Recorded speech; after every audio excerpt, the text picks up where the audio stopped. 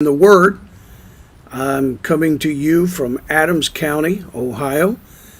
The beautiful T&T Farms. Big shout out to Travis and Tracy for their accommodations. Just surely appreciate a wonderful place to stay while I'm here, relax, and kind of just to be alone in the cabin, and it's awesome. Awesome. Thank you. Thank you. And another shout out to Jess and Joan Disher, our pastors. You are doing a tremendous job of working with young people. What you offer them in this county that has been so strapped over the last several years, and you give them a place to come and find hope and help. And that's exactly what's happened Monday and Tuesday night. Both have been just wonderful, incredible. I'm appreciative of what God is doing here. So I'm telling you, reciting to you some stories. These are personal. These are not ones that I've read. They're ones that I've lived. I finished yesterday talking about Victor Lopez. And today, I want to go back to 1979. If you were alive in 1979, hold your hand up. I'm afraid that most of the audience was not. So this is before most of you's time. This is my first trip into Eastern Europe. We called it then going behind the Iron Curtain. And I had been in Romania, and at the end of my trip throughout Romania, visiting, preaching in the churches that were still open, seeing some that had been bulldozed by the government. Got my first experience of riding the Orient Express. Just different. Anyway, we flew over to Warsaw. Was picked up by a young man by the name of Paul Chesler. He had come with high recommendation from Bill Burkett, was a interpreter, one of the finest I've ever encountered in all of my years of traveling. A tremendous interpreter, had interpreted for every big preacher that ever came, was able to come to Poland.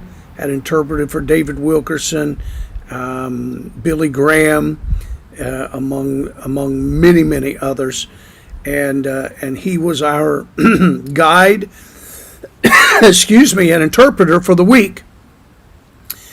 Had a twin brother by the name of John. I'll talk more about them on another day, telling their story, but I want to center today just telling you about their father. The elder, Mr. Chesler. During World War II, of course, Poland was overrun by Germany, and the elder grandfather Chesler was a young man then, and the Germans were conscripting everyone into either armed forces or what I call slave labor. And so he did not want to go. He did not want to be conscripted into an army that was being ordered by the Germans. And so he decided that he would not go. They would not find him. He would hide out. And so here was the plan that was hatched. He would hide in the barn in all daylight hours. When he did come out in the evening to either eat or bathe, he would wrap himself in a woman's shawl, cover his head with a woman's woolen scarf, dress as a woman, and wait till dark, and only then would he go from the barn to the house and take care of necessities within the house. Before daylight, he would be back in the barn, hidden in the haystacks. And he was living like this and had been very successful until a neighbor lady happened to see him slip out of the barn when she knew that none of the women had gone into there. She suspected, because everybody knew that he was gone, the neighborhood knew that he was gone, they just didn't know where. And she suspected this was him. She notified the German police, the secret police there, and they raided the barn. They encircled it, brought SS troops, encircled the barn, and closed in on him, found him, drug him from the barn, and conscripted him against his wishes. And he was thusly employed as in slave labor till Poland was freed. The hardships he endured, the ignominious embarrassments he was put through, and I guess embarrassments is not the correct word, but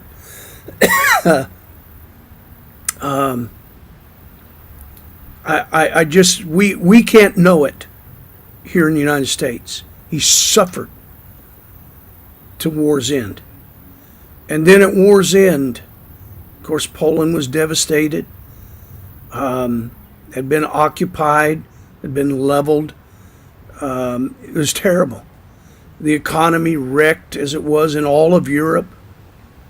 Now Poland became a subservient state to the Soviets, to Moscow. They were not a free people now. It was just the one thing after another, after another, after another. But one thing that never died in all of the horrors of World War II was faith.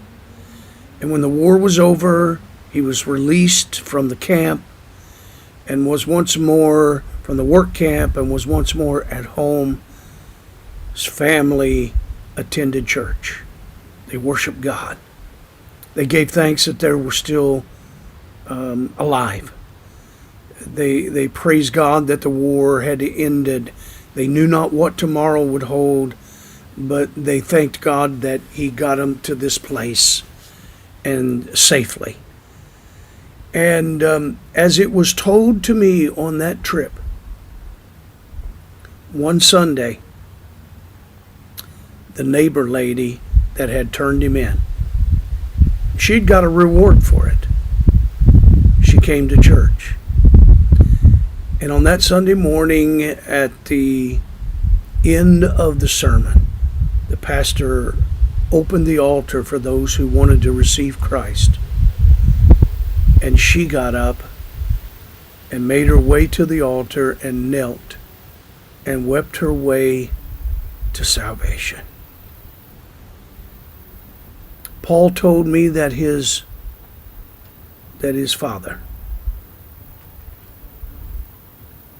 that the elder Mr. Chesler, knew who it was, knew what she had did to him, knew the suffering she had brought on him. And yet, with the heart of a forgiven Christian,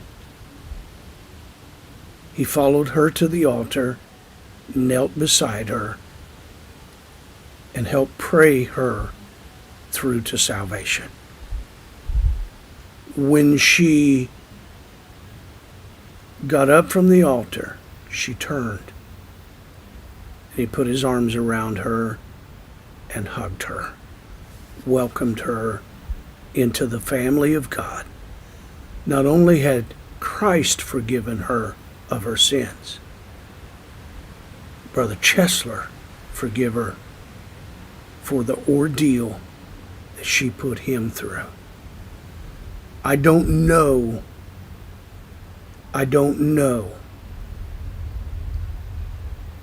of another story I could tell you about forgiveness that's any more powerful to this guy, this preacher, than that story right there. How could he forgive her? Yet he did. And I tell you, the grace of God is greater still. How does God forgive us? All I know is he does. He'll welcome you. Man, if you failed him, you find yourself today setting off somewhere saying, I might as well throw the towel in. I tell you, there's forgiveness in Jesus Christ. And there's forgiveness in the body of Christ. I'm telling you, there's hope and there's help. So today, as we go through Wednesday, would you just think about the awesome grace of God that brings forgiveness? Would you also realize that Jesus said if we don't forgive, we can't have his forgiveness? And so let's be a forgiving people. God bless you. Have a great Wednesday.